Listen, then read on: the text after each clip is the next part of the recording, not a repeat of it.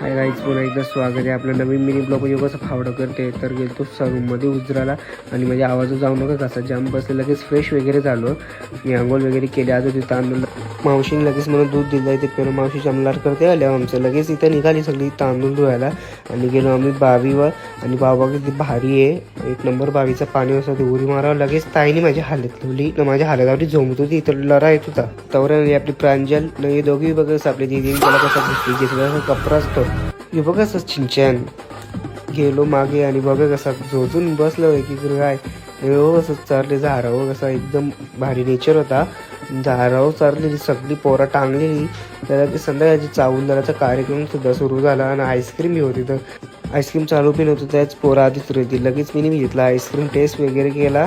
आता 2 दिवस तुम्हाला फक्त मिनी ब्लॉग आणि आता हल्दीचा आणि लग्नाचा तुम्हाला फुल ब्लॉग बघायला भेटेल. कारण की मला काही कारणास मिनी फुल ब्लॉग टाकला नाही तर लगेच आमची